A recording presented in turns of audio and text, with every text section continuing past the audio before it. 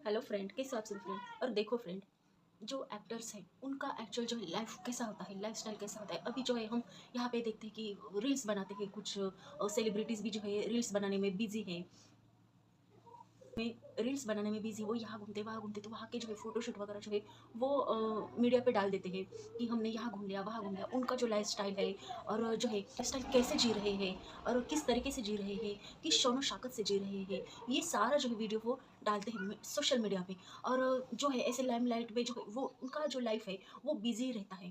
तो देखो फ्रेंड कि जो है स्टार स्टार का भी एक पर्सनल लाइफ रहता है।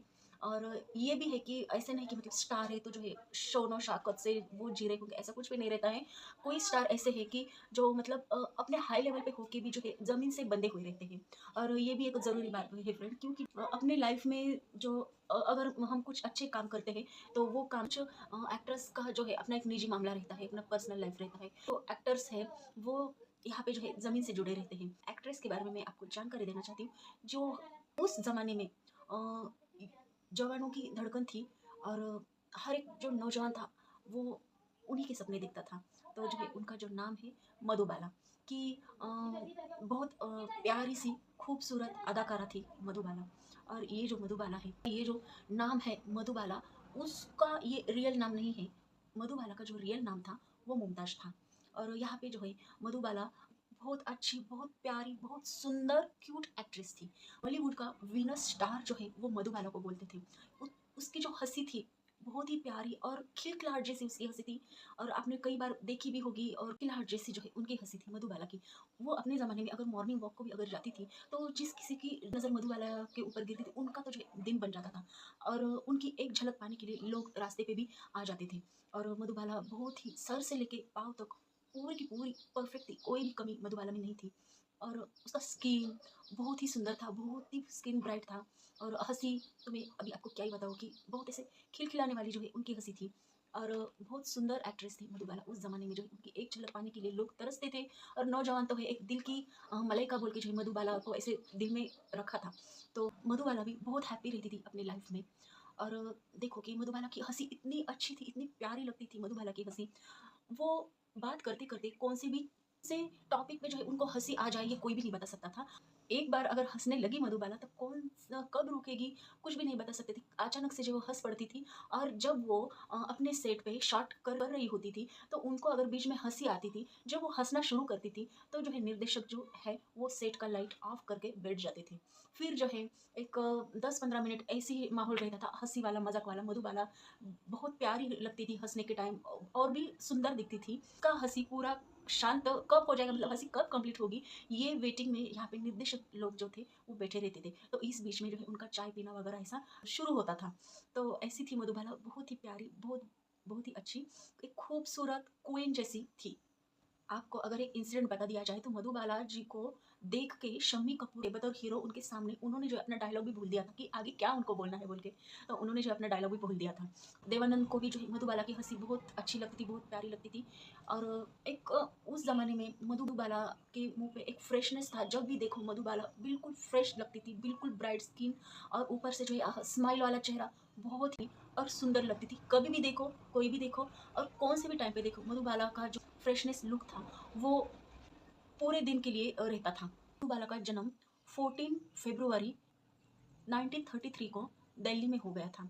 अपनी उम्र की बहुत ही कम एज में, यानी कि 9 टू 10 एज में ही जो है मधुबाला ने फिल्मों में अपना करियर बनाने का शुरू किया था। और उनका जो फर्स्ट मूवी था वो बसंत मूवी बोल के था। फर्स्ट मूवी करने के बाद मधुबाला जो है दिल्ली फिर से चली गई, लेकिन उनका करियर वहाँ पे तो स्टार्ट हो गया था। तो अगली फिल्म के लिए देविका भाटा ने उनको बुलाया था फिर से जो है मुंबई आने के लिए, और उनका जो दूसरी फिल्म के लिए।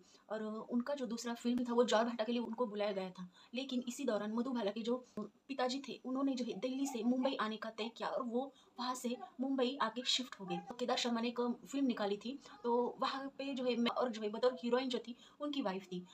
वो जो फिल्म का जो नाम था वो चारा भगवान बोल के। तो यहाँ पे जो है ये इंसिडेंट हो गया कि जब वो फिल्म वगैरह शूट, मतलब आधी फिल्म शूट करने की अचानक ही सडनली उनकी जो वाइफ रहती है उनका डेथ हो जाता है। तो जो है फिल्म भी कंप्लीट नहीं हो पाती है। और केदार शर्मा जो उसी सदमे में रहते हैं कि आगे का फ़िल्म भी वो कर नहीं पाते। तो फिर जो है कुछ दिन के बाद मतलब एक सवर जाने के बाद, अपने आप को सँभलने के बाद वो फ़िल्म शुरू करने का फिर से सोचते हैं। लेकिन इस बार जो मूवीज़ रहता है, जो फ़िल्म रहती है, उसका नाम भी बदल दिया था, मधुबाला को साइन किया था। और फ़िल्म का जो नाम था वो भी बदल के रख दिया था नीलकमल। और ये जो है एज़ अ हीरोइन के तौर पे जो है मधुबाला ने यहाँ पे काम किया था। और ये जो मूवीज़ था एक अच्छी तरह से जो है सुपर हिट मूवी बन गया था। मधुबाला को एक से बढ़कर एक फ़िल्म मिलने लगी। मधुबाला जिस भी मूवी में काम करती थी, अपना रोल किया करती थी, जो मूवी है सुपर हिट बन जाती थी, बहुत फ़ेमस हो जाती थी। मधुबाला को एक से बढ़कर एक ऐसे बहुत सारी मूवीज़ में मधुबाला ने काम किया। मधुबाला जो है धीरे-धीरे जो है नौजवानों की दिल की धड़कन भी बन गई, दिल की रानी भी बन गई, क्योंकि जो है ही इतनी खूबसूरत थी मधुबाला, बहुत ही खूबसूरत थी। और उसके बाद मतलब ये एक मधुबाला को ऐसा कि मधुबाला जिस मूवी में काम करती है, वो तो मूवी सुपरहिट होना ही होना है। तो ये जो एक एक लोगो रहता है, वो मधुबाला को मिल गया कि जिस भी मूवी में काम करेगी, वो तो मूवी सुपरहिट होने ही वाली है। सारे डायरेक्टर, सारे निर्देशक थे, उनका बस यही कहना था, और ये जो कहना है, ये पूरा सच साबित किया मधुबाला ने। आगे चल के मधुबाला और दिलीप कुमार जो है, एक-दूसरे से प्यार करते थे। मधुबाला और दिलीप कुमार साहब एक-दूसरे से प्यार करते थे। लेकिन उनका ये प्यार जो है, मधुबाला के फादर थे, उनको मंज़ूर नहीं था। उनको एक्चुअली दिलीप कुमार ही पसंद नहीं थे।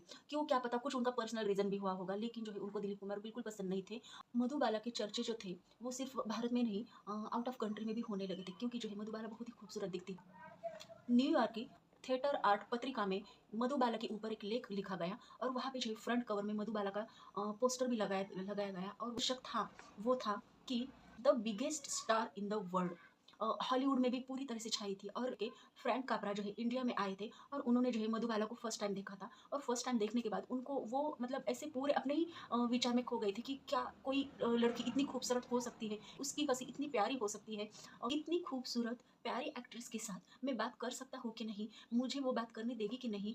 और ये सारे सवाल जो है उनके मन में थे। और इसी सारे सवालों के बीच उन्होंने जो है मधुबाला को एक ऑफर दिया था कि तुम हॉलीवुड में काम करो, मैं तुम्हें वहाँ पे जो है कुछ फिल्में दूंगा बोल के। क्योंकि उनको पता था कि हॉलीवुड की जो हीरोइंस थी वो और भारत की जो मधुबाला थी, उनमें बहुत सारा डिफरेंस था। मधुबाला का जो लुक था, ओरिजिनल लुक था, बहुत प्यारा सा लुक था। तो ये सारा देख के उन्होंने जो है मधुबाला को ऑफर किया था। लेकिन यहाँ पे मधुबाला के पिताजी जो थे, उनको ये ऑफर पसंद नहीं था। उनको वहाँ पे मतलब हॉलीवुड में जाके अपनी बेटी काम करे, ऐसा नहीं लगता था, और कुछ दिलचस्पी उन्होंने नहीं दिखाई। उसके बाद जो है मधुबाला ने अपना जो भारत में ही जो है अपनी फ़िल्में शुरू रखी। उन्होंने बहुत सारी फ़िल्मों में काम किया, उसमें से जो है मुग़ल-ए-आज़म, ये तो मतलब पूरा रिकॉर्ड ब्रेक ही कर दिया। रिकॉर्ड ब्रेक मूवी है। बहुत ही अगर अभी हम देखते हैं तो जो पुराने बुज़ुर्ग लोग हैं, उनको अगर शायद किसी ने पूछा मुग़ल-ए-आज़म कैसी मूवी थी, तो वो आपको बताएँगे। और वो आपको इस तरह से बताएँगे कि वो जो है पूरी तरह, तो वो जो है अपने ज़माने में फिर से खो जाएँगे। और ये तो जो है सच बात है। और बहुत अच्छी और रिकॉर्ड बनाया था मुग़ल-ए-आज़म मूवी ने।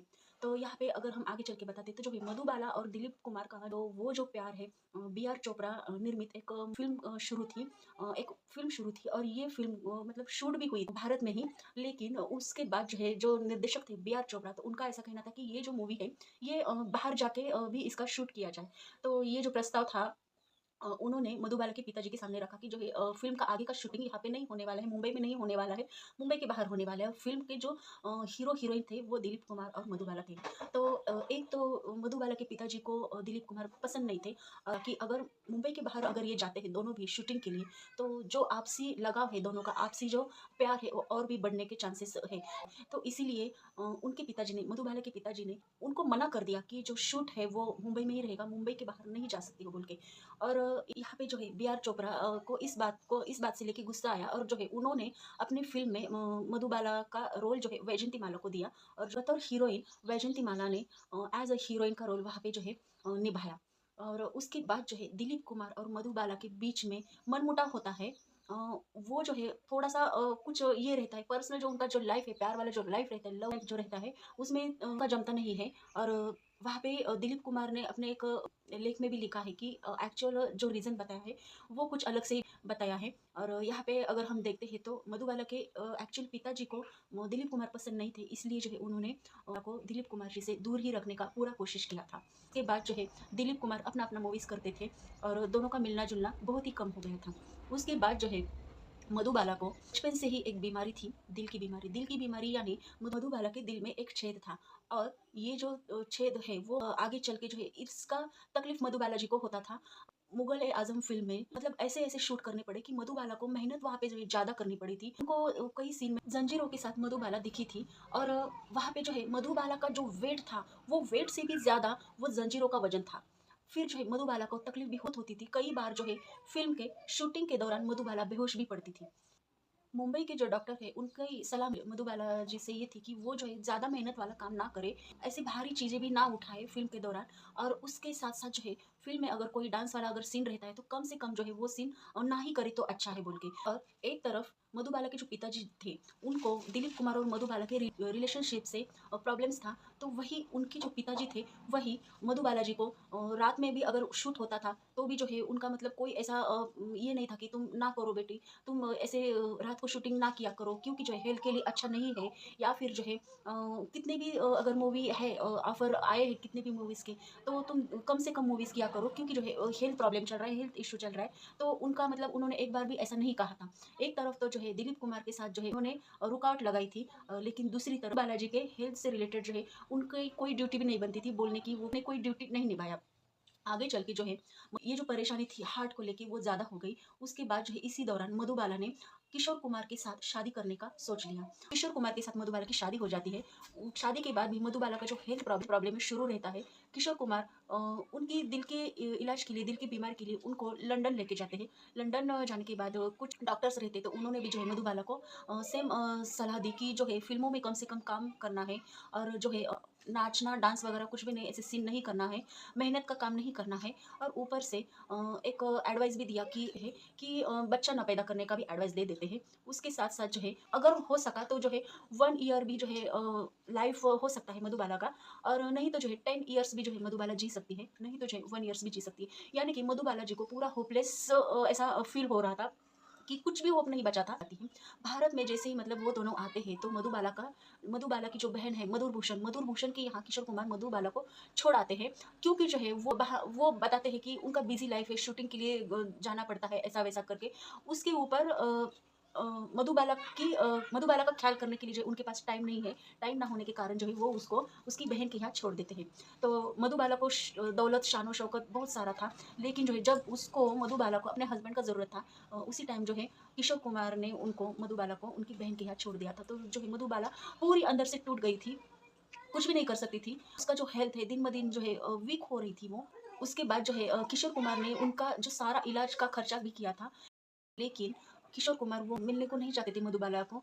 बहुत ही कम मिलना-जुलना था, बातें करना भी बहुत कम था। किशोर कुमार जो है अपने बिज़ी लाइफ़ में पूरी तरह से जो है खो गए थे। दिलीप कुमार भी शूटिंग में पूरी तरह से जो बिज़ी थे और यहाँ पे मधुबाला का जो हेल्थ है दिन-ब-दिन वीक होता जा रहा था और ऐसे ही करके जो है मधुबाला अपने बीमारी से जूझते-जूझते 23 फरवरी 1969 को दुनिया छोड़ देती है। पूरी दुनिया को अलविदा कहती है। जब मधुबाला का डेथ हो जाता है तो दिलीप कुमार जो है वो अपने फ़िल्म की शूटिंग के लिए बंगाल में जो है वो उनका शूटिंग कर रहे होते हैं। जैसे ही वो यहाँ पे मुंबई में आ जाते हैं दिलीप कुमार तो उनको जो है ये न्यूज़ मिलता है कि मधुबाला अब नहीं है। तो वो जो दिलीप कुमार मधुबाला जी के घर जाके सिंपैथी देते हैं। ये था फ्रेंड मधुबाला जी के लाइफ पे एक छोटा-सा स्टोरी। तो मधुबाला ने अपने लाइफ में से 36 ईयर कंप्लीट किए थे। मतलब मधुबाला जो है वो पूरे 37 ईयर की भी नहीं हुई थी और उसी यंग एज में ही मधुबाला इस दुनिया से अलविदा कहती है। तो ये था फ्रेंड आज के लिए और ऐसी बेहद खूबसूरत अदाकारा शायद से ही कम होती है और हर टाइम अपने चेहरे पे एक मुस्कान लाने वाली ऐसी एक्ट्रेस बहुत ही कम मिलती है।